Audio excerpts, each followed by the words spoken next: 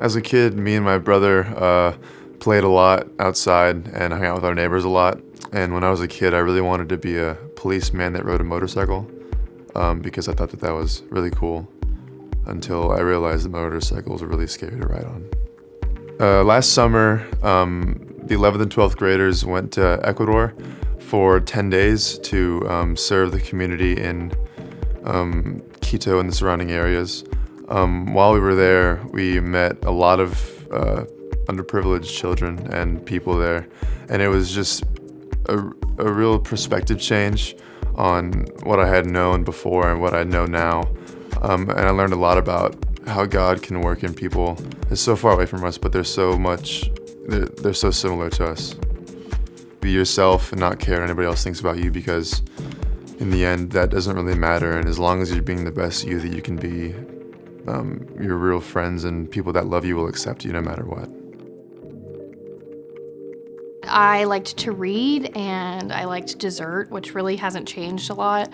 So I had this huge plan that I was gonna have a bookstore, and it was also gonna be a bakery, and I would make cupcakes and then make people read my favorite books. And honestly, that'd still be okay, but I wanna be a lawyer now, so. Basically, just when I was 7 or 8, I decided that I just wanted to be able to talk to Jesus all the time, and then I decided to take the relationship on an individual level. I came here because of Dylan and Catherine, and then we all just formed a big friend group, and we've grown really close because of our spiritual closeness, I think. Advice for younger kids is that to dig deeper on your own. When you have questions, it's easy just to let them go unanswered and keep going to church and going through the motions.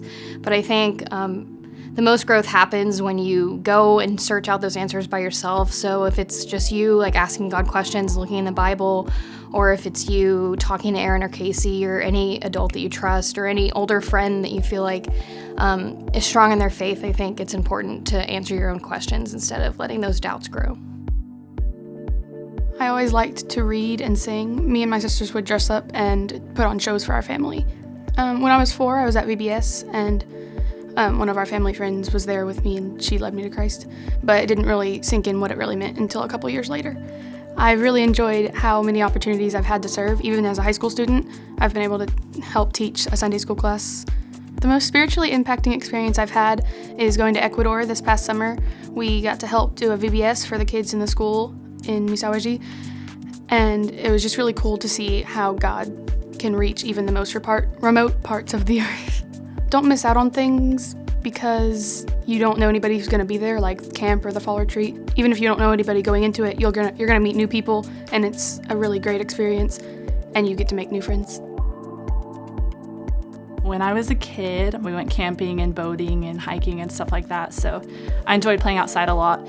I also had quite the collection of stuffed animals. I loved my stuffed animals, and so my love of animals kind of sparked from my little stuffed animals, and I wanted to be a veterinarian, but then I realized how much schooling that took, so I was like, no thanks, not for me. So. I think I always knew that I wanted to make that decision. So for me, that opportunity was when I went to a Fellowship of Christian Athletes summer camp. And there was one night when we had just a really powerful sermon. And so I made the decision that night to accept Christ as my Savior. So since then, it hasn't always been easy, but I really think that it was one of the best decisions that I made. So I'm very happy for that. Well, I'm kind of new to TDF, actually. It was only 2 years ago that Dylan and Catherine kind of invited me to a night of worship. I always wanted to be a part of a youth group, and so to be a part of TDF has just been really awesome. I always look forward to coming to Wednesday nights and life group on Sundays. For me, the most spiritually impacting experience was Ecuador, for sure. I mean, that was a once-in-a-lifetime opportunity. The things that we saw and the places that we went and all the people that we met, I mean, that was just definitely, God spoke to me a lot through that trip. Growing up, I always wanted to be a soccer player, and I still play soccer today, but as I got older, I realized that I wasn't going to be able to make a living doing that. I accepted Christ pretty early in my life, 5 or 6, just because my parents, I grew up in this church all my life, really, and that's where it started. And then towards my high school career, I started looking more and more into it, and I realized this is what I want to follow with my life. So the most spiritually impacting part, I would have to say, it would be big stuff. The last night we get in a big room and all the teenagers, we sing for like 2 hours. It's really awesome. It's hard to explain, but if anyone could have the chance to do it, I would highly recommend it. My advice to the younger students in the youth group would be to be open about their faith and not to be quiet about it, because you'll never know who might be listening to you, and it could affect someone else's life, so be more open about it. As a kid, I remember playing outside with my neighborhood friends and playing Barbies and dress up with my little sister. I've always been raised in a Christian family, and I remember when I was around 5 years old, I asked my parents what it truly meant to be a Christian, and that night I got saved. My favorite part about being at TDF was being involved in the youth group and attending all of the fun activities that we did and all the trips that we went on. My advice would be to get involved in the youth group. It's definitely helped me a lot, and I've made great friends out of it. I wanted to be a superhero.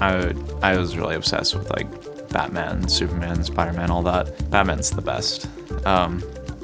Yeah, no dispute. I don't know, everyone's so friendly and such, and I also like all the trips we do as a youth group, and I like all the people I've met and can go on the trips with. The most spiritually impactful part of TDF's probably been my trip to Ecuador that I did last summer with a lot of my friends here in the youth group, and it really opened my eyes to like the reach of God in the world and just like the situation of people around the world. I'd say just to go to church, even if you don't want to. Just showing up is like a really big part, and then like you can't get anything at all if you just don't go. And then like once you're there, then stuff can really start to influence you. Probably my favorite things to do as a kid were reading, of course. I love to swim. I love to play outside with my sister. I really like to dig. Don't know why. That was one of my favorites. And I love to write. I mean, of course, I had the influence of my parents and TDF as my church growing up as a kid, and I was like, I knew things about the Bible, I knew things about Jesus, and so I accepted Jesus as a child. I was baptized when I was 10. My favorite part probably would be the kind of home feeling for me that it has personally. TDF was kind of the foundation that I have built my re-entry, I guess, back into America, because it had all the familiar people and the familiar classrooms and the familiar leaders and pastors that have really been a great solid rock to build my re-entry back into America, I guess. When I was a kid, I really wanted to be a famous singer, or just famous actress, something, I don't know. I spent a lot of time with my older sisters and hung out, played outside, jumped on the trampoline, stuff like that. Very childish, I guess, I don't know. I remember when I was really young, just praying the prayer to accept Jesus into my heart with my parents in my room when I was really, really young. And that was like the time that I first initially asked Jesus to be in my life. My favorite part about TDF has been the youth group and really connecting with the teens and adults in the youth group and forming relationships and friendships that hopefully will last my whole life. The most spiritually impacting experience I've had here was going to Ecuador last summer and meeting all the kids there and really connecting with them and hopefully making an impact on their life. But I know that the impact that they made on my life was much greater than mine, I guess. The best advice I can give to middle school and high school students is to surround yourself with people who can help you with your walk with Jesus and really encourage you to be the best version of yourself. Hey, class of 2017. I know that you've heard me say this often this past year, but as you go into the next chapter of your life and you pursue the training and the education for your future careers, always remember to be truth seekers. Don't be satisfied with any answer, but seek truth. In John chapter 8, Jesus tells his disciples that you are really my disciples if you hold to my teachings, and then you will know the truth, and that truth will set you free. In John chapter 18, as Jesus was standing before Pilate right before he was crucified, he tells Pilate, the reason I was born and came into this world was to testify to truth. Everyone on the side of truth listens to me. And that is so crucial for all of us as believers. So I want to encourage you, as you pursue all the endeavors of life, as you pursue careers, families, all of these things, be truth seekers. Always go back to the voice of God. Always go back to Scripture, and it'll never steer you wrong. The better you become truth seekers, the better you will become truth ambassadors. We are very proud of you. Congratulations, class of 2017.